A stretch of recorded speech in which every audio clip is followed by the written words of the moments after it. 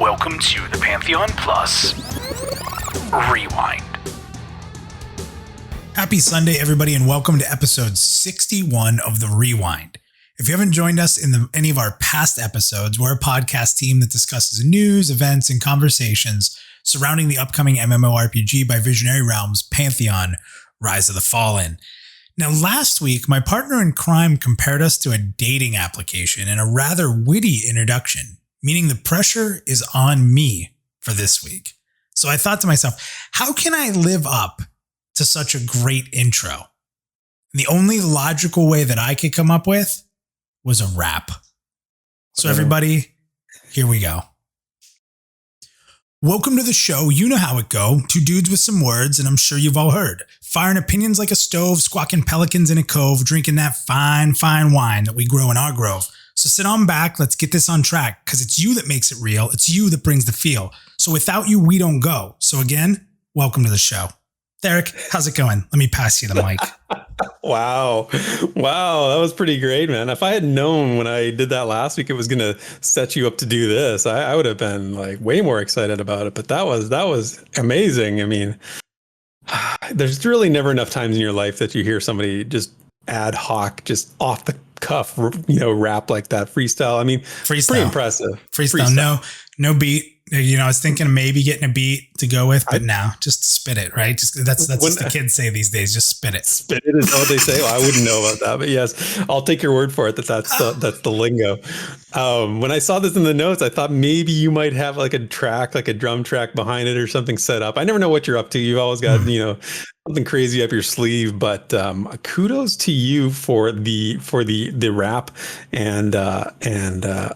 you've raised the bar now. I have a feeling we've started an avalanche of some sort here that is going to get us and take us to weird places. But oh boy. Weird intros for the Rewind. Yeah, maybe. We're just getting a little bored, so we're just trying to spice it up every week with something new. But no, I don't know. That's pretty good, man. I don't know if it'll be next week or whenever, at some point I'll come back to that and something's coming. Take it to the next level. Yes. Right. Well, how's it going for you this week? We always share a little bit of our weekly lives, how things are. What have you been up to? It's going well. This week is, I'm off. I'm on holidays now for a couple weeks from work, which is beautiful.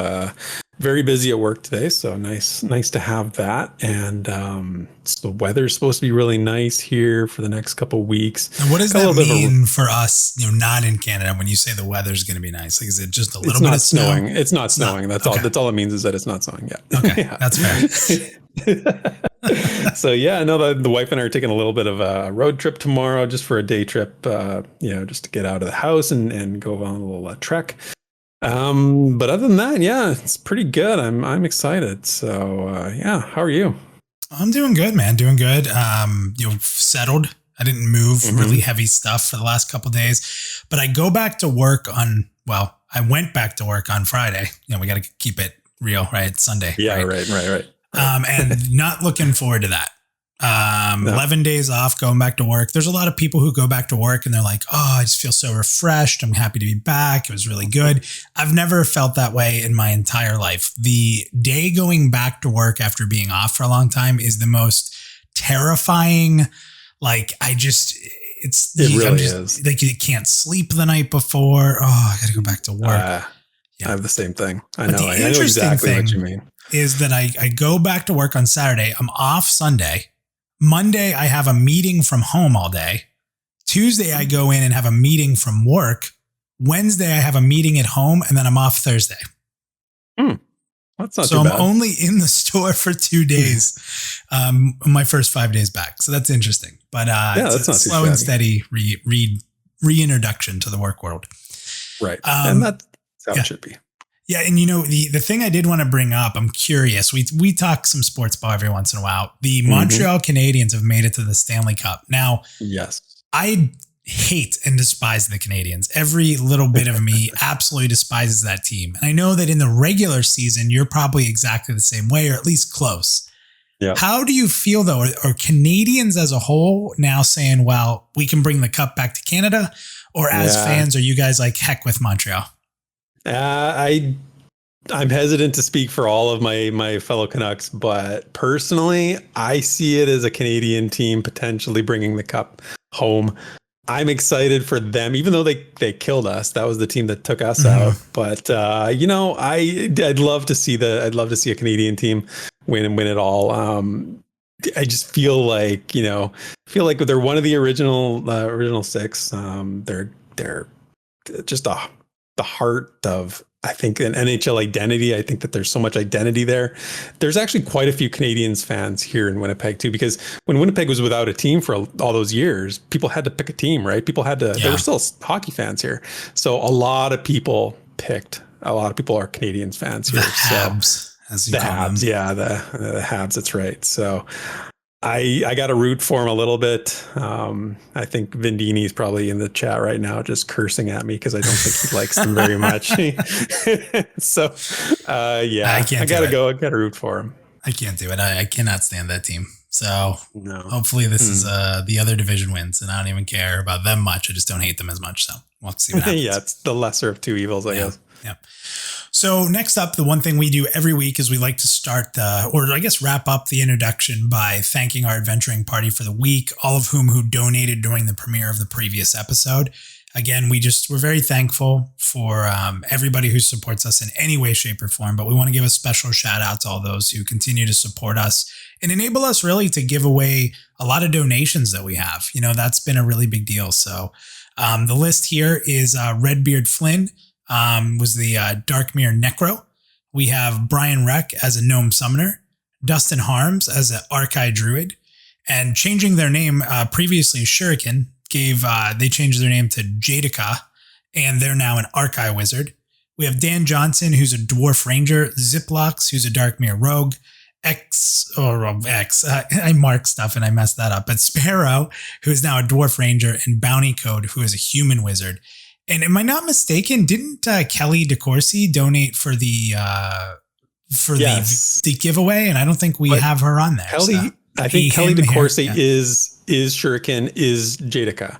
That's my belief. And I'm so we're pretty confident in that. Yes. And they actually, I was going to mention it too. They donated, we were giving away a pledge last week. We gave away the $100 Leggett pledge. And then we got the donation during the show. We actually gave a second pledge away during the show, just on the spur of the moment. And that's exciting, right? It was lots of fun to do that. Yeah. So, in the future, what I would tell you guys, because, Google takes a percentage out of the donations. And if you're looking to just give a pledge away, rather than give it to us, talk to Theric, and we can just organize you just giving that pledge right to VR and getting people in. It's a little quicker because there's also getting the funds from pledges takes a month usually.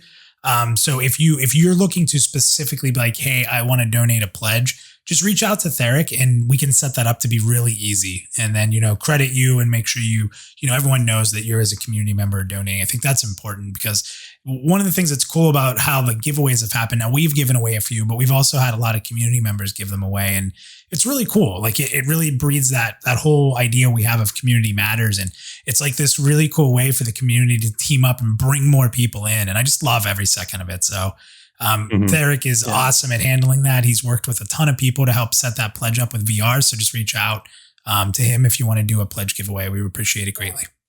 Yeah, absolutely. So the last thing here is I do want to give a heads up. Theric, you talked about being on a holiday weekend here coming up in 2 weeks, actually. And it just seems like a good time to get a little bit of time off. Every week we put these together and we don't take a lot of breaks, but give Theric some chance to just relax maybe for a couple of weeks. We'll give you the next week off, Theric, if you're cool with that. And then we'll be back the week after. So just want to give everyone a heads up that if you don't see an episode of the Rewind next week, that is planned, just sort of a recharging of the batteries moment. So, right. Yeah, exactly. Just a 1 week respite, and then we'll be right back at it. Yeah. So Theric, the only thing we have to do is we need to make sure this episode is a good one. I think we can do that. All right. Well, let's go ahead and get started. This week in Visionary Realms news and notes. Okay, in VR News and Notes, we always look at the Twitter and hope that there are some interesting conversations. And it's interesting because, Theric, you've talked about it in the past that even when we see one and we're like, I don't know if this is going to generate much conversation. We're really surprised that the community can really generate a lot of really thought-provoking answers. Like, it's really fun to dissect some of the stuff that normally maybe we wouldn't be interested in, but then it gets us like ticking and going. So I love it. So it's interesting. Yeah. It's funny. Some of these topics, how they work. You never count out the community, man. They will talk about everything and to great lengths. Yeah. And the big thing too, is you want to make sure you give Kilson a shout out, because he gets some grief for some of the things they talk about on here. And sometimes people look into it too deep and like, why is Pantheon doing this? You know, they're really conversation generating pieces that aren't always directly tied to Pantheon. So this week we have a really good one, and we have one that I didn't think would be so good that actually brought a lot of great conversation up. So the first one is, what does your ideal MMORPG starting area include? I thought this was a really good one, Theric, and I'm kind of excited to talk about this myself. Yeah, me too. So yeah, let's start with the community. We have Libwick. We'll kick off with them. They said a section of the game, race, class that starts small and nearby, but still meaningful in the earliest way. Full context for more end game content, flavorful insights into meaningful experiences, discovering history and culture, lore consistency, and curious uncommon opportunities. So a lot of pretty cool stuff there to unpack. Yep.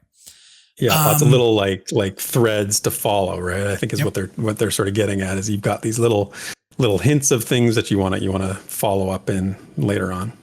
Yep. And this one's exciting to talk about because the next one is from community member and now Pantheon Plus member, DM Harms, who's been a member of the community for a long time. This is probably when we announced it on Discord, but this is the first like very public announcing that DM Harms and Sparrow will be joining the Pantheon Plus team with a really cool project they're going to be heading. So you guys should all be pretty excited about that. But congrats, DM Harms. He has this to say on the topic. It says, without triggering a essay or rant, he says, memorable NPCs, a meaningful reason for my character to be there, striking unique visuals, an immersive soundscape, natural player dispersion, not all following the one quest, solid wayfinding, interactables, and a reason to return or visit. And then he says, oh, and I forgot something else, which is an absolute desire for my starting area, that my character is not treated as a protagonist. I'm starting.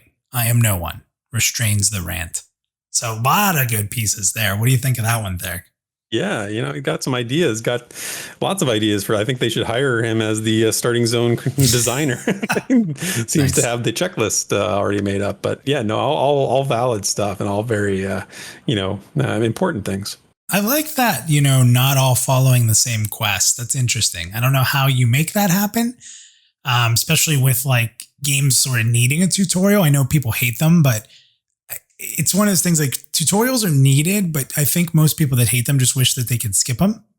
I think that they've just been done lazily. I think people are just tired of lazy tutorials. Good tutorials are fine as long as it's done with not using a cookie cutter approach and done in a way that is unique to the like race, class, or at least the race that the person's playing. Yep. Yeah, class is a good one too. That's a good way to separate people a little bit. Jared Moore, I call him, I almost said Moore. His name's Mirth, so that's how I know him. But Jared Woodhouse said, densely populated area with both townsfolk to talk to and pests to destroy. A barrier separating the town from rodents coming in for scraps. The ability to go straight into battle with a hungry raccoon or take my time learning the lore and history of my existence. It's a good one. I love the rodents coming in for scraps. Yeah, it's good. He sets the scene very well. I just immediately thought of Freeport. Like totally thought of Freeport right there. All the rats running around outside and rats, the guards sort of standing there and occasionally, whacking the one that gets too close, Yeah. I like it. It took me back.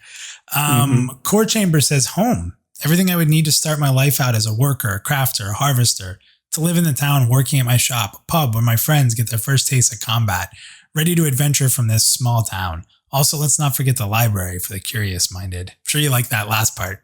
Yes. The library always piques my interest. We've mentioned it before. I can remember a long time ago we talked about it as sort of being one of those new player experience items that they might, consider is, do a library, do somewhere where people can voluntarily just go and, pull out a book on a topic, make it more, in world cool. sort of thing. Yeah. That would be pretty cool.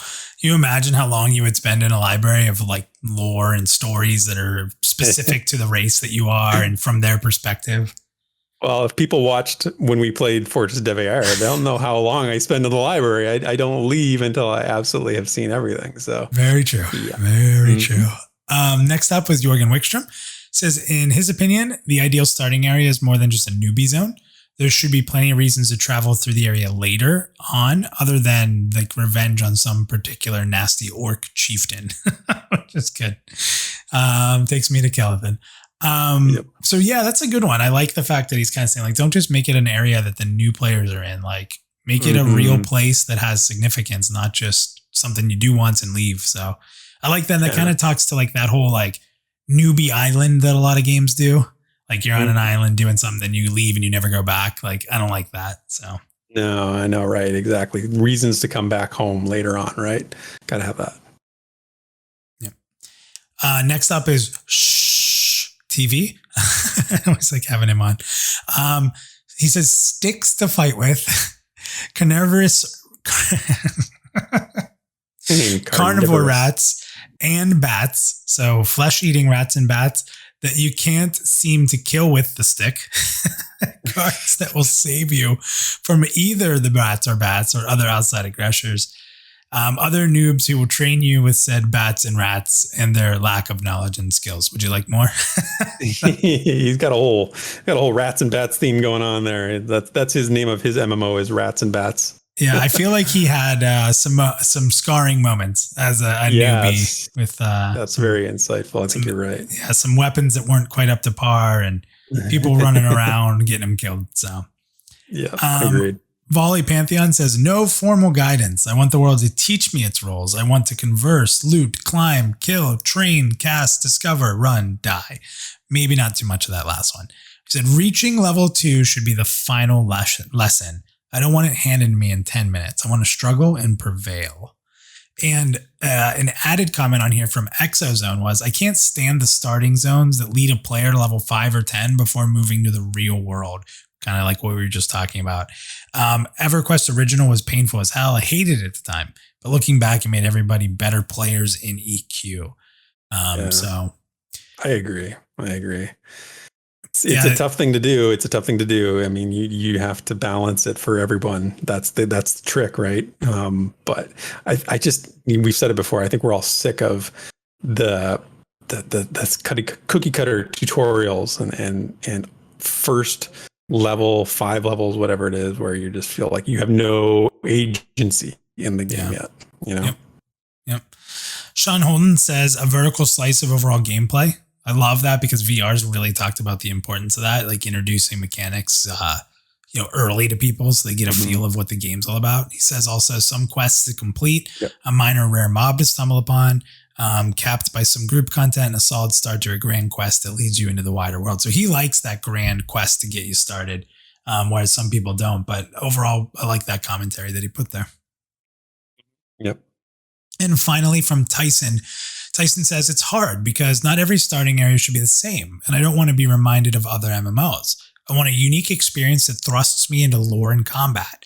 I want a sense of adventure, the feeling that this is just the beginning. Give me the juice. He says, number 2, also challenging and not just the LOL, I two-shot you. I mean, I understand not making it impossible, but like you're new. You don't know anything and you don't know the challenges that are ahead. It should be a mystery. Thought that was a great final comment to put in there. And there was a lot of good there. Yeah. And it's funny because there's like this common theme amongst what people are saying in all these. They want a piece of, they want it to feel like the real world, but they also don't want it to be disconnected from a, how do I play the game approach, right? Like make this starting area connected to what the rest of the game is going to look like, but also it doesn't need to be so explicit. It doesn't need to be in my face, right?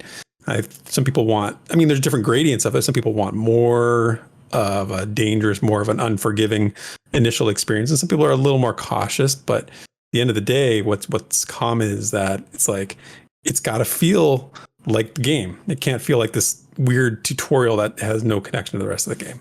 That's a big part, that connection piece for sure. Yeah. So good points there. For me, the instant area that I think of and some of the things that are really important to me is I like starting in a very small town, like very small. I don't want to see a major city. I want to earn my path to the major city and discover that and be like, oh my gosh, like look how cool this place is, right? So like the moment that always stands out for me was in World of Warcraft starting as a human. You started in this little like fort, and then you'd walk down the path and it was just kind of woods and you were in the forest. And then once you were done with that, you stumbled upon Goldshire, which was like a little blacksmithing area and an inn. And then that's about it. And that area had some quests and you kind of quested around there. Then if you walk up the path and go further, it leads up to the big entrance of Stormwind. And I thought that that's a really cool moment. I like starting in a really small town. I don't want to see all the vendors. I don't want to be overwhelmed with NPCs. I kind of like, I'm starting in this little area. I'm going out in this little part of the world. I'm going to explore for a bit. I'm going to do some quests. I'm going to grind. I'm going to do what I'm going to do. And then eventually I'm going to be led to, these hubs of society. And that moment should be really cool when you stumble upon the gates, for example. So that to me is what's really important. That's probably the best way to explain it. And for whatever reason, as I kept reading this, all I could think about was Goldshire. So.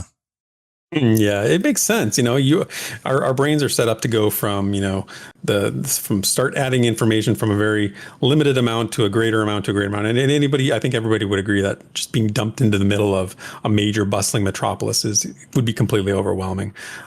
For me, I think that there's a lot of games have done a decent job with starting areas.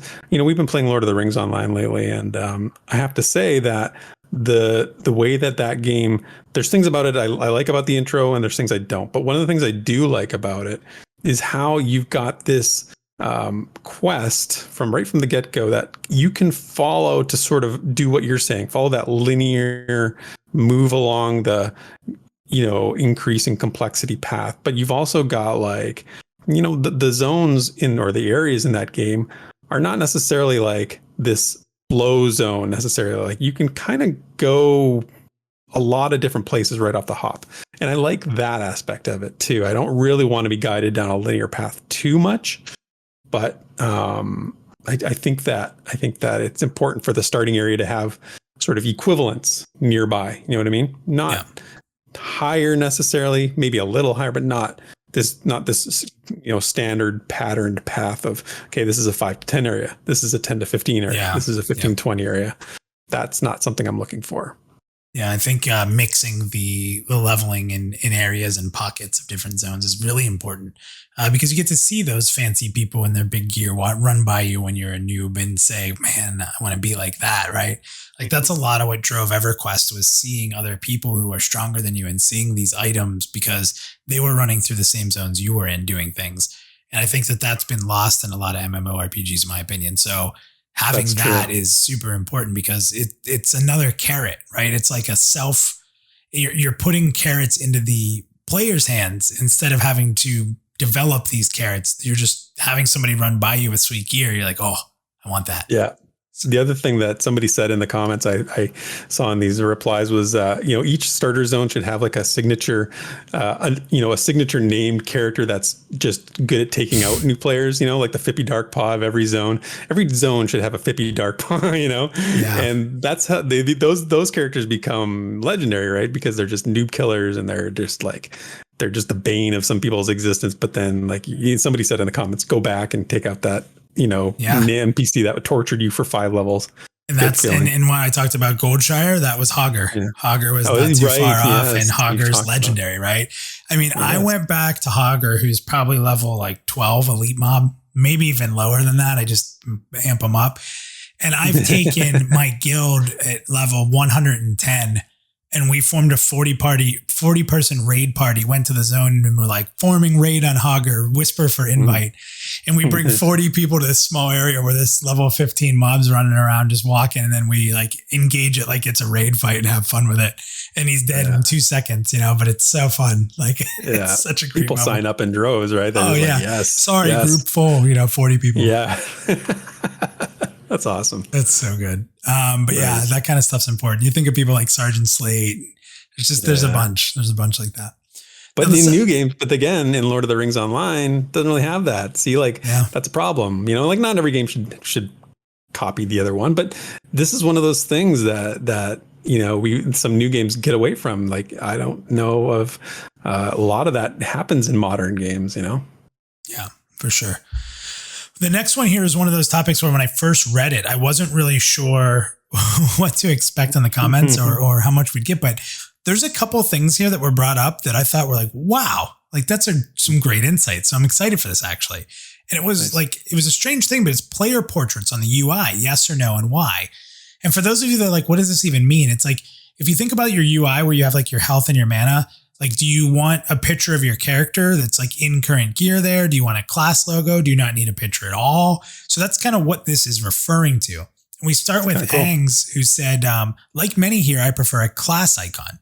However, I understand the allure of a character image. If it's not too much, perhaps some slight customization / choice would appease both camps without an impact to gameplay. So important. I like that choice part. Like you brought up Lord of the Rings. I was able to put this like flare around. Oh, really? Yeah. Like around my character portrait, I have this flare for being a VIP now. And it's all fancy looking. It's kind of neat. It's just for me.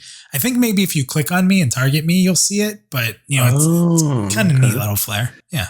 Yeah. Well, it made me think of the same thing. I know we're talking about Lord of the Rings Online a lot here, but they do have that. And one of the things that bugs me about that is I don't feel like that face represents my character very well. I don't know what it is. It looks very like early polygon model kind of face. I don't know. I don't like it. Yeah, that's a good point. Walking Wastes, and this is so great because you know where this is coming from. He says, trigger warning. In my opinion, all things related to the UI should have a toggle. If you want to see it, then toggle it on. If you don't want to have it up, toggle it off. Other players can't see your UI, so allowing players to customize it how they want only helps with gameplay experience. I actually agree. I think that UI needs to be highly, UI should be very customizable. Again, because it's just for you, right? Yeah. Like even exactly. If you have the option to load skins, like that's fine. I think that's a good idea. Yep. JJ says, I personally do not like them. I feel they take up more real estate on the UI than necessary. And that's actually a good point. I would consider myself, and a lot of people don't believe this because I played WoW so much and I raided. And if you look at like videos of hardcore raiders, there's just add-ons and stuff all over their screen, right?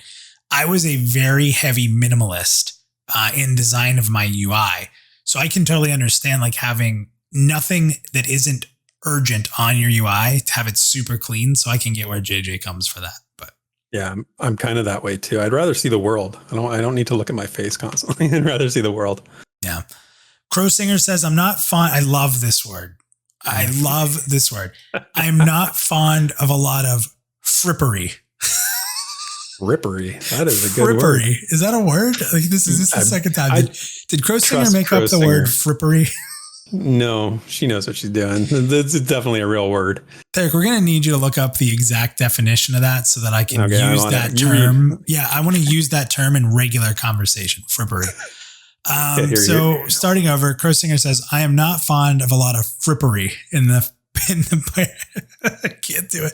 In the party panel. As a healer, if there is a mod that lets me just have big green bars that stand out among all the lights and action in the world, I'll use that, preferably with debuffs that I can cure highlighted. So frippery. Frippery is showy or unnecessary ornament in architecture, dress, or language. So she used it perfectly. Wow, frippery. I'm using it. I'm going to use that with my girlfriend and be like, can we just get rid of all this frippery? You totally need to do that. She'll be like, where did you hear that? She'll be like, she'll know the word. Like that's what'll happen. Even though we're not sure what speech therapists do for real, because it seems like they don't do anything that has to do with speech. But she'll probably know it and just like use it. And I'll be like, oh man. Yeah. Busted. Yeah. Busted. Next up is Ty. Ty says, I don't mind player portraits. I like how Star Wars, the Old Republic approach of allowing all sorts of different player portrait borders, which kind of was just talking about, as well as enabling, disabling of class symbols above friendly or enemy PvP names. So just kind of like being able to have that little bit of flair and customization. I think, to me, without getting into a transmog rant, customization in general is just so important. It's what makes your experience yours. Otherwise, everybody's playing the same exact thing, right? Like, yes, it's all one game, but I think that's the allure of MMOs, like playing it differently than others, coming up with your own way to play it, being your own character.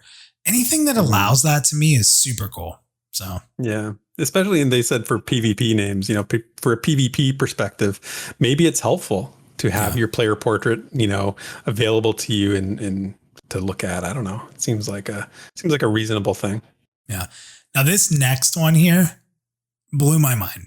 I just think it's such a good point. And it's by, I don't think we've had this person on our rewind yet for highlighting them. It's Adam I. And he says, we spend a lot of time in character creation to spend a lot of time staring at the backs of our heads zoomed out. Having a nice quality character portrait can only be good. Great point. Love that point. Love it. You were kind of saying, as long as it's not some other person and it's you and it's actually your character with whatever gear you're wearing, that's a great point. Totally true, yeah. I wasn't the only one impressed. Ashley, who goes by @Scriptomancy, said, this is very true. Plus, I like that since we have such a pulled back point of view, seeing our groupmate's portrait enhances a connection with them in its own small way, since it allows us to see their faces, which is how people interact in real life, face to face. So just really, that's a really good point. I hadn't even thought of that, but yeah, like what if you see your party members' faces? Like what if you're in a group? Because the way I was seeing this question was just your face. I didn't even think about party members, but she's right. Like that, being able to see the face of the person that you're, quote unquote, talking with or grouped with, is really, really important from a psychological standpoint. I think that's an interesting point. I thought that the 2 points that they both made was the highlight of the Twitter segment. I think they're just, agreed. And again, we're talking about this category that otherwise we would have looked at and been like, oh, this is a weird conversation. But just you get these moments where people like Adam and Ashley like give you this perspective that kind of opens your own eyes. You're like, holy cow, like I never thought about that, right? And then I'm probably going to now because of them. So I just thought that was really cool. Yeah. You don't think you've thought of everything because you haven't. The next two are from Chobenhood and Disposalist. Chobenhood first says, for the party, nah. In a social game, the name is more important than the face. So interesting counterproduct here. Counterpoint, yeah. And an icon fills up more space than I may want not taking up my screen, especially between 5 people. For myself, sure. I'd love getting a reminder of how cute my ratkin is. Wink, wink. Nudge, nudge. And finally, Disposalist. Not for party all of the time. That would be clutter. But for whoever or whatever you're targeting is great immersion. It's an effect analog to the attention to faces that your avatar would have. No one bothers to go into first person zoom in note otherwise. And then I thought of it, like think about every time you target an NPC and you see their character portrait. Like when we knew a boss was coming up and they had like the crazy face and the weird panel around them and the Eye of Sauron, right? Like that was pretty cool and impactful. So that's a good point as well with the targeting icon being like that. Yeah, exactly. Another aspect of it that I hadn't really considered, but you're right. And we even commented on it in the stream. I said, "Oh, look at this guy. He's got the fancy ring around his his nameplate or his faceplate." And it's kind of cool. It's kind of cool. So, I mean, I kind of already gave my point of view on this is like, I think anything that helps with customization and letting people design a UI that they're comfortable with is the best thing to go. But if the option was do it or don't do it at all, I would say do it. Yeah, and I would say don't, because I would rather not have it. If it's one or the other, I'd say I'd rather just see the world. I don't need to see my face. Cool. That's good. Ashley and Adam couldn't sway you, huh? No, close. I'm close with the party member thing. I'd rather see my party members than see my own face. But yeah, it's interesting. Cool. All right, and that's it for this week's VR news and notes.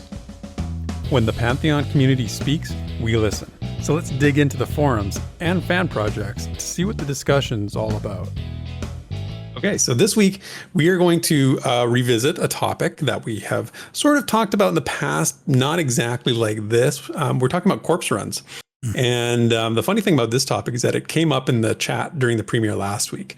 The question was asked about how corpse runs are being handled by Pantheon and by Visionary Realms. And minus, when that question came up, you shared what is the common knowledge, although it's not crystal clear 100%, what VR has said about corpse runs. And that's being that you're going to respawn with your equipped gear but your bags and the items in your inventory are going to remain on your corpse. But the follow-up question to that is where we really got into the discussion, or sparked the discussion. Said, what happens to your corpse if you can't get to it? Like, let's just say you just cannot retrieve your corpse. What then? And that's where a little bit of confusion arose. So VR hasn't stated exactly what's going to happen in this scenario. And unless I've missed something, I'm pretty sure that that's true. On the forums, community member VJack actually pieced together some of the past quotes. There's a quote from Brad in 2016 when he said, there will be no permanent corpse or item loss. And then in 2019, they talked a little bit more about, making death sting, but still being able to recover your items. Now, the real crux of that is that when you say items, what are you talking about? Are you talking about items that you keep on your body now, but we've had clarification, or was he talking about items just in a general sense? Yeah. So the bottom line is, we don't really have a definitive answer. And leads to speculation that some people thought, you might lose your corpse permanently, like that causes some concern. So what does the community think about this? Where did the discussion go? That's what we're going to read some responses from the community about how Pantheon should handle it when you just cannot get your corpse back. So the original question came from CryptFox, who was actually the subject of our question from last week. So another good discussion point made by him. He said, put it on an hour or two cooldown and have your things returned, but not yet make the game punishing. Yes, make the game punishing. Yes, make it an inconvenience, but do not do permanent loss of possessions. He said there should definitely be a plan for returning what you lose from death. And he gave an idea as well. He said, how about we condense the corpse into like an encapsulated item that other players can slot in their bag in like a single slot, and then they can like deposit it somewhere like a cemetery for other players to recover from their bag. They could do you don't even have to go to the cemetery necessarily. They could do like a right click and like send it to the cemetery kind of thing. I thought it was a neat idea. It made me laugh a little bit. I just thought of the Monty Python and the Holy Grail. Bring out your dead. Yeah, Bring right. out your dead. I'm like not quite dead yet. Yeah. Yeah, corpse collectors would be a fun sort of thing in game. What are you doing? Oh, I'm just collecting corpses for people. I'm going to sell them, or, I'm doing it out of the kindness of my heart kind of thing. So what if, to take that further, so you could go to like some graveyard and there's something there, and you're allowed to put money as a value to your corpse recovery. So it'll say like this much money's on your corpse. Like you have 15 gold on your corpse, and you put, if someone picks it up and sends it to the cemetery, they get 2 of my gold. So people know that you highlight that corpse on the ground and it shows like 2 gold bounty. Oh, sweet. I'll pick it up and do that. That's pretty crazy. I mean, that's a really interesting idea. I mean, the whole economy of dead collectors, right? Like somebody's getting rich off going through the hard part. Like they would find out where the places in dungeons are that most likely people would lose their corpses, right? That's where these people would hang out, probably invised, probably, in some sort, or like just way over level for the area where they're not getting attacked at all, and just hang out, wait, let people die, and then say, hey, I see your corpse is here. What's it worth to you, Yeah. So good. I love that. Throw a bounty up on your corpse and maybe I can send it to the graveyard for you. That's right. 5 gold. No, you're going to have to offer up a little more than that. No, you don't have it. I think at that point though, you can't right click it. I think you got to carry it back. Yeah. You got to carry it to the graveyard at that point. Yeah. With a little animation of like them, like a sack of potatoes over their shoulder or something like that. Walk a little slower. Yeah. Yeah. That's Sorry, so I got fun. 20 corpses on me. Yeah. Yeah. They have a wagon. The next one. You get a wagon. Like if you upgrade your skill enough for corpse collecting, you put everybody in a wagon, carry a big wagon of corpses behind you slowly. There would be so many characters named Meat Wagon if that was allowed, because that's what they would do. Is just they would be called meat wagons. Yeah, heck with crafting. I'm a corpse collector. Yeah, that's right. That's right. It's the new crafting. Giab said he had some ideas. He said, here's some recovery ideas that don't punish the player permanently. The corpse is left in a dungeon, giving you a chance to recover it manually. That's obviously the default sort of one. If the corpse is not recoverable, or you leave the group, you can recover it immediately by paying a fee or from some sort of recovery service in town. If you have enough gold, you can wait X amount of time for the corpse recovery cooldown, like CryptFox mentioned. Or if you have a necromancer in the group, perhaps you can skip all that with corpse recovery inconvenience. So just a few different options. The recovery service in town thing, I think we've touched on maybe that before. It's come up in discussion before, is one of those you just need to make it super expensive, like super draining to somebody who might not have the resources. So it has to be the most painful option, right? Yep.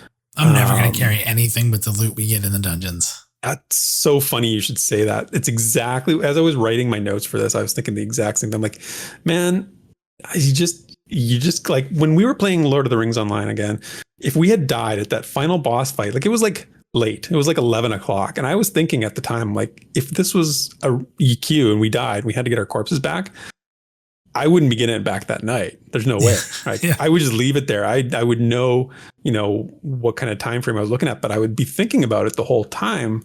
I got to go back and get my corpse. And it's one of those things that it seems like unfun at the time, but then again, you're also thinking about it while you're at work next day, right? You're like, okay, how am I going to do this? Is that like taking 11 days of vacation and knowing you have to go to work the next day? Same thing as like knowing I have to go recover my corpse tomorrow. Yeah. You're, something to fill the void of the stress of work while you're on vacation is exactly what you want. But the next response was kind of funny because they kind of added to it. And sort of questioned what the real purpose of corpse recoveries is. And that was from Big Dog Chris. They said, I think we've moved beyond corpse rotting. I think once the res timer passes, they can be moved into a graveyard or something similar like that. Personally, once time passes that someone can res, I don't really care if they do a corpse run. I only care about corpse runs for XP recovery. So sort of playing it smart, like we're saying, don't take your items on you. Don't go in with anything you can't afford to lose, right? Yep. Except the experience. You have to, that's their concern. And then the next two are kind of funny because they do reference the time frame when EverQuest was in its heyday and the corpse recovery mechanic was the thing. Kiparo said, I mean, I don't even know if they're going to have perma rot on in Pantheon or not, but even if they were, if it was like EQ, you had an entire week to figure it out. Literally, your computer could catch on fire. You could get another one, be back online in time to get your corpse. And then it was followed up on by Manuk, who said, game time versus real time. You play, you die, you disconnect. Corpse timer's what? 7 days? 7 days to retrieve your corpse in 2021. If you got disconnected or you had a hurricane, tsunami, whatever, you can spend 7 years getting your stuff, getting your home built again, your PC recovered, and then you can log in and you've still got 6 days and 23 hours of game time before your stuff goes away, right? So they're both making the point that, like, man, even if you have this mechanic, if you give the time frame long enough, it rarely is anybody going to ever actually lose their corpse, right? Like, It's kind of interesting to think about it that way because it's like, it is maybe a useful mechanic. If it's just a fear, if that's the only point is to create a fear, I could see it. Yeah, maybe. Yeah. Interesting. So some people were pretty skeptical about this mechanic in today's gaming landscape. Doherty said, I've generally felt like we should not have permanent loss of important items. And I don't think we will. I've generally felt that we should have loss of levels, but I don't think we will, even though this may still be up in the air, even until alpha. And said Pantheon is quite unlikely to be nearly as punitive as people are afraid of. So kind of taking a more pragmatic approach and more of a conservative approach to game design, I think. Yep. But Ray Dill was actually on the other side of the fence and said, no, I don't think we're beyond rotting corpses. I imagine there will be a rot timer, but if you do not get your gear that's on your body, that you will lose because it's part of the risk of the game. They want to make it risky to do stuff, and that's what this is. So he's taking the approach of, no, it should just be a thing where you can potentially lose your stuff. And then the last one was from Jobson. They said, and this is going to the spirit of what Pantheon's going for with a socially based game, said make players want to meet each other and ask for help. Giving players a last resort if they're in a dead zone or like something like that would be a kindness, but it should be less than an ideal option, as you want players to rely on each other more. This game's supposed to be focused on getting people to group and play together. Don't ask for solo play to be a superior option in a group-focused game. So I agree with that. Obviously, that's a very well-founded point in terms of the philosophy that Pantheon's looking at. I agree with it as well. I want even the necromancer idea we talked about earlier about the corpse recoverer. I like that idea because it makes you need somebody else. It gives somebody an identity. It gives somebody a role. Yes, it will be, people might not, always be nice about it. Yes, there might be drama, but that's kind of the thing. That's kind of the thing that makes it the thing, like I like that aspect of it. And I go back to what I said earlier about the fear of it being important more than the actual mechanic. Even if you extended the rot timer, say to like whatever, 2 weeks, whatever, it's still there. You still know potentially you could lose your corpse. One of the things from recent gaming that I've had experience that I had was playing Valheim, and I've lost my corpse in that game a couple times, not permanently, but it was in a spot where I wasn't sure I was going to ever actually be able to get it.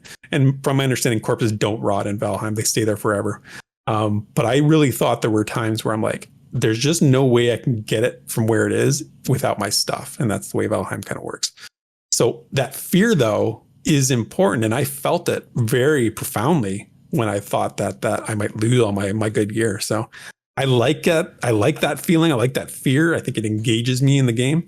But what do you think, Minus? What's a modern approach to corpse recovery? Yeah, I mean, I think that VR is sort of in the state of having that already. One of my big questions originally was like when we would look at old streams and they'd respawn naked and have to run back. There's this whole story about how Pantheon is going to be such a challenging game, and like getting into these dungeons, it's an open world, it's such a battle, and individual mobs are stronger in this game than almost any other game we've seen. You need a whole party to take down a bear. So I asked myself, if this game is going to be this hard, how the hell am I going to get my corpse back if I don't have any gear to do it? Like, I can't fight my way back. Like, the game's too hard, right? So having the gear spawn on you, but then leaving your bags and your experience at your corpse, I think that's a great way of doing it, because if you're going to play this very difficult game, then you need to have some gear to get back to your corpse. You can't just stumble back down there with your group. So I think that the way they're doing it now is very solid. I think that we have uncovered the greatest possible way of doing it, though, with the corpse recoverers. I think that's awesome. I would love to see the old days of giving somebody permission to drag your corpse, but now they got to put it up on your shoulder and they're slow. And they're like literally dredging through the dungeon to take you back to the entrance. They can drop your corpse off there. I just think that would be so fun. And imagine like you're in a group and you have to fight your way back to the entrance. So you pick up someone's corpse and the one guy in the group can't fight and you're protecting him as he's carrying the corpse back. I just think it would be so cool. Like maybe that's stupid to people. I see like a dwarf carrying like a big ogre body over his shoulder, dragging it across the ground. I had the same exact image. I saw you as your halfling dragging an ogre on your shoulders, like just struggling under the weight. And meanwhile, you got me and Drac, defending you and trying to fight off whatever around you. What a story. To try and help you get back. The amount of stories that could be told from corpse dragging and the punishingness of trying to get this corpse back to the zone. I just think it would be so fun. I don't know if corpse. So the problem with corpses, decaying, is like, so if people are dying all over the world all the time and they're not going back to get their corpses, like at what point are there just too many freaking corpses in the world?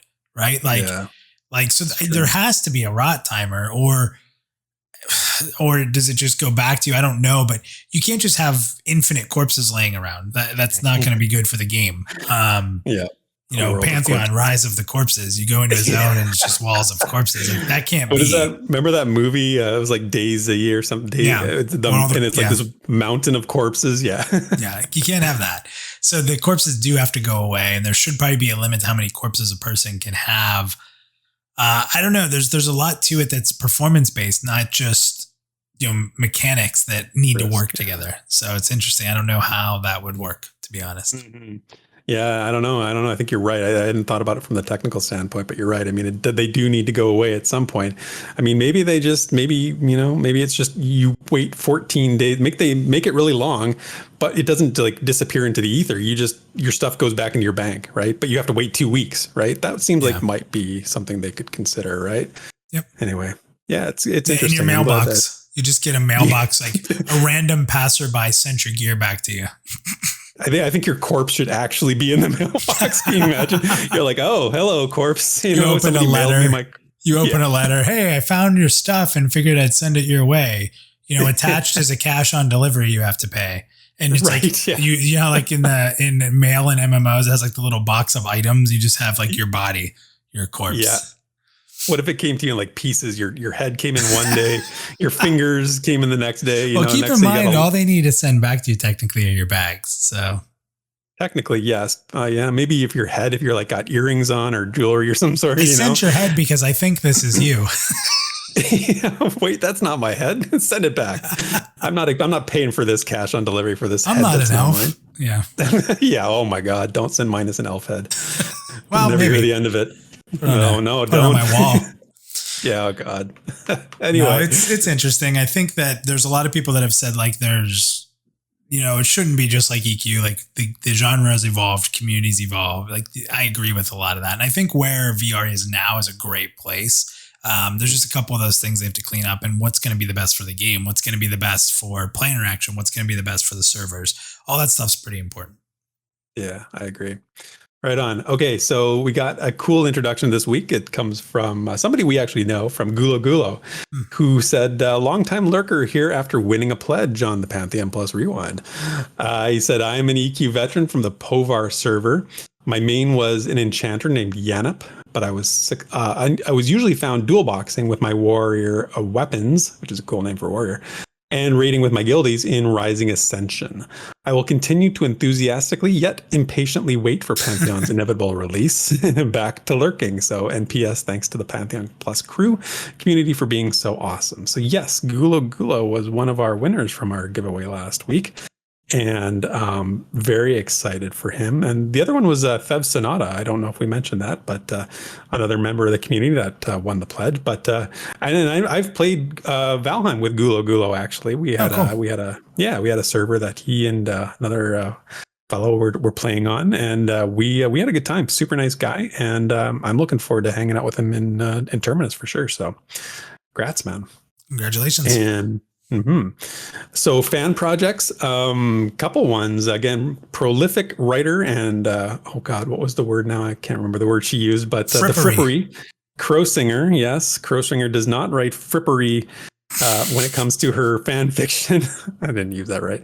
It's part 3 of her story, In the Sway of Storms. Got posted this week to the official forums under the fan fiction section. So I've read the first 2 parts. I've been meaning to get back to her about it. She asked me for some feedback, and I haven't given it to her yet. So I should definitely do that. But I haven't read part 3 yet. So that's on the agenda for this weekend, sitting out on the deck. Gonna read part 3. So go give it a read and leave some feedback. And then our buddy NathanNapalm actually had an article over on MMOGames.com rather. And this is part of the series that they've been doing with content creators in the Pantheon community. I know minus you wrote one for their site. And this one's called How Pantheon Rise of the Fallen Emulates Pen and Paper RPGs. So great article. Lots of positive comments from it. I read it, greatly enjoyed it. Nobody has the passion for that aspect of Pantheon that I think does it as well as Nathan. He's got a great understanding of it and a great feel for it. So go over to MMOGames.com and give his article a read. Yeah, please do, guys. Support anyone who's writing articles on these larger websites. Say what you want about any of the websites, or if you're a fan, but when these websites feature Pantheon, and more so even feature the content creators trying to get the word out there, it's a big opportunity to expand our community, to get more eyes on the product, to maybe even get more backers. It's a big deal. So giving support to Nathan, who did an article, Basgrim did, or myself on these sites, and showing them that Pantheon fans show up.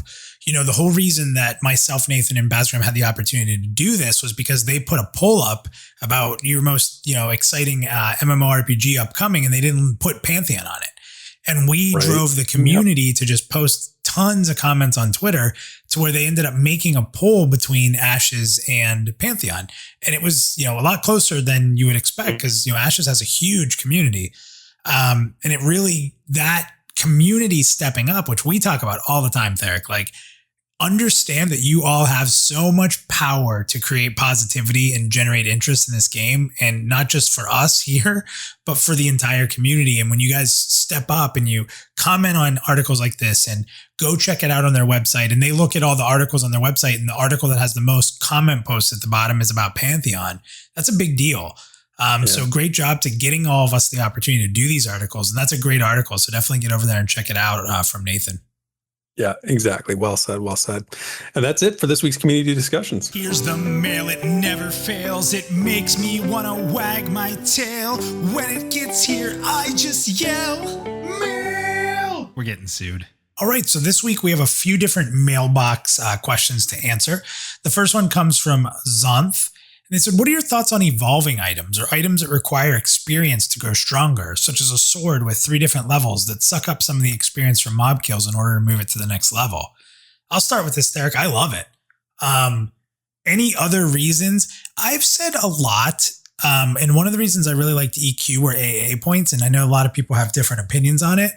But I always thought it was interesting in these games that are supposed to be about this growing, evolving world that you have a maximum experience level.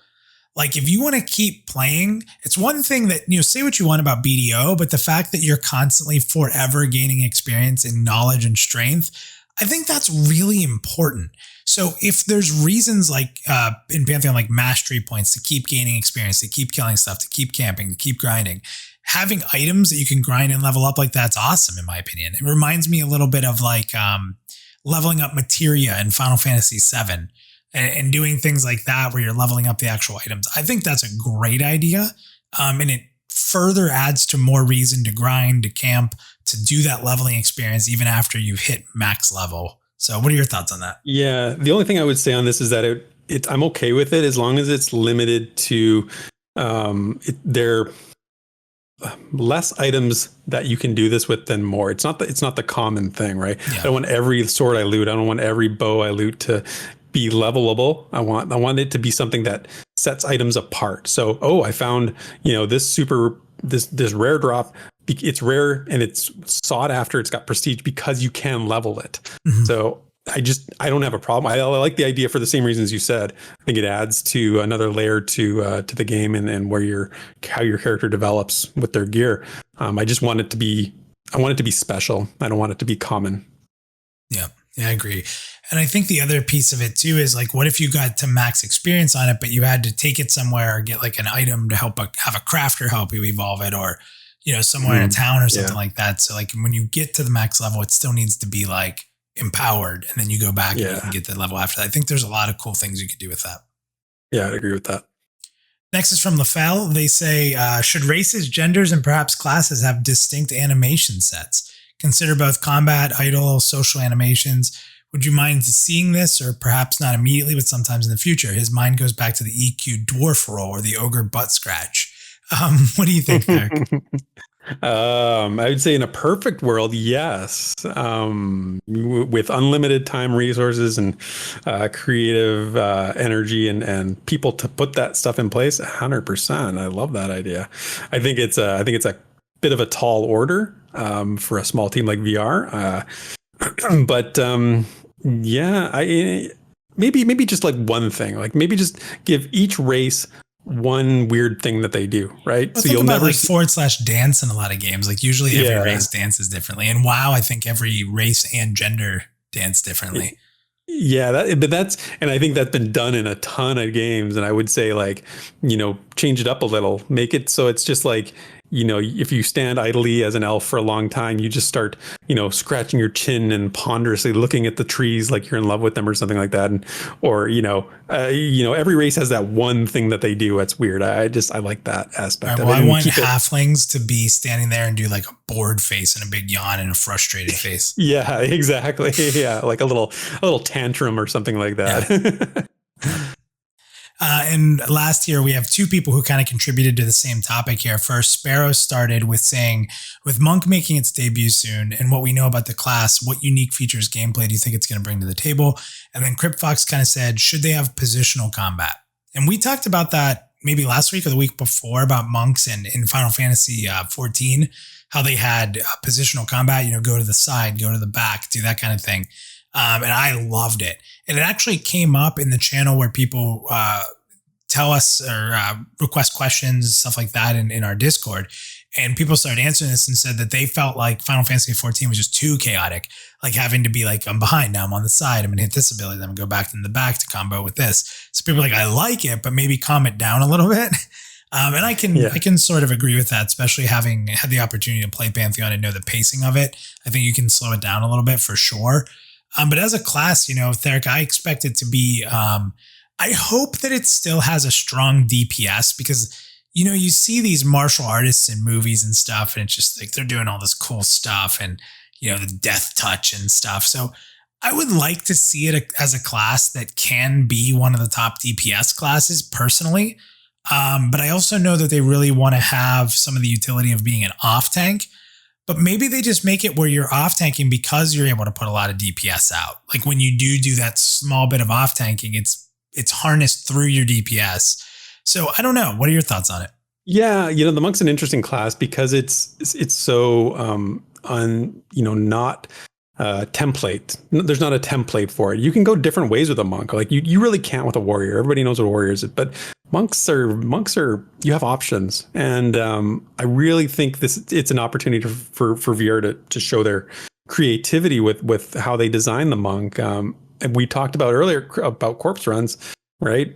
Traditionally, monks, or not traditionally, but at least in EverQuest, monks were integral in helping people with corpse runs, right? And feign death and all kinds of stuff like that. The mechanics that allow for very different roles, different kinds of roles, non-traditional roles. So I'd like to see the monk have something like that to their name, whether that's, I don't know what that is. I'm not creative enough to come up with something like that, but I think it's important that they're a little signature class, if you will. Yeah, for sure. And I think that we've seen some of the cool animations already from them. So I think that's going to be something that really makes them stand out too, flipping around and jump kicks and stuff. I think that you'll know a monk when you see one, which is going to be pretty cool. So absolutely, which is what people want. Exactly. Yeah. Thanks everybody again for submitting questions to the mailbox for this week. We'll definitely be checking out those. Always post your questions on Discord so we can continue to have this segment. You guys have always filled the mailbox, so we appreciate that. And that's it for this week's edition. Sit back and relax. It's time for The Lore You Know. Okay, so today we continue our reading from the official lore. And we're going to learn about a time from Terminus's ancient history. And this comes to us from the Banshee, the lore of the Banshee, which we started on over the last month. We've read a couple parts. This is the third part of that. So here it is. Hundreds, if not thousands of years prior to the arrival of the dwarves and elves, a conflict erupted between the Banshee and the wraiths of Terminus. This War of the Damned began sometime after the ascension of Dragonkind and is thus not well documented today. What is known is that during this time, the nascent power of the wraiths was growing, and with it came a natural conflict with the Banshee, who'd otherwise roam the natural and supernatural realms unchecked, save for phantoms. The first blood was drawn when a Banshee Red Witch trekked to convene with a lord of the wraiths, known as a prince. As wraiths are largely bound to the location of their curse, this likely was a necessary act. For reasons unclear, the summit was ended when the Red Witch and accompanying Banshee were wiped out, save for one keening spirit. This report spread, and the war soon followed, as the unprovoked act of violence triggered a widespread reaction among the Banshee. Pockets of conflict erupted across the globe, and the War of the Damned raged like an unseen fire. On the whole, wraiths proved themselves the superior force, but with little means to circumvent the restrictions of their curse, neither side gained a decisive advantage. Banshee themselves have little individual autonomy despite their unquestionable power. While not as well structured as the various wraith dominions on Terminus and beyond, Banshee's clans do exist, and above them is a hierarchical structure that mortals have no sound knowledge of. But as a larger host, Banshee share common aims and are not schismatic as their wraith counterparts. The war has never fully resolved, and the feud is not taken as keen as it once was. Sadly, each side has ample supply of servants enlisted from the ranks of the once living, and every few hundred years, the blade of retribution is sharpened by one side or the other. What wraiths lack in numbers and mobility, they make up in precision and control. What banshees lack in cohesion and contemplation, they make up with ferocity and numbers. Because of these native traits and the unimaginable prospect of reconciliation, the War of the Damned is unlikely to find a natural end until a greater force either elevates or destroys them all. And that's the lore you know. Awesome lore. How often do you hear about lore of like NPCs like this just battling and having all this background? Like we don't get that all the time. That's pretty sick. Like you really tied this whole Banshee thing together. Wow. I really like the Banshee lore. It's crazy. This War of the Damned thing is nuts. Like I actually forgot about this because it's so far before the time of the races came to Terminus that it sort of lives in the myth of the world, I guess. And it's pretty crazy. I just, thinking about this history and then going out in the world and like fighting them is kind of nuts. I love it. So what you're saying is the Wraiths, they do not like Nickelback at all. That's what you're saying. So, I haven't done my Wraith song yet. So, you better be careful what you promise. You know what the chat's going to be asking for right now. No promises. Maybe for an opening or something like that. We'll see.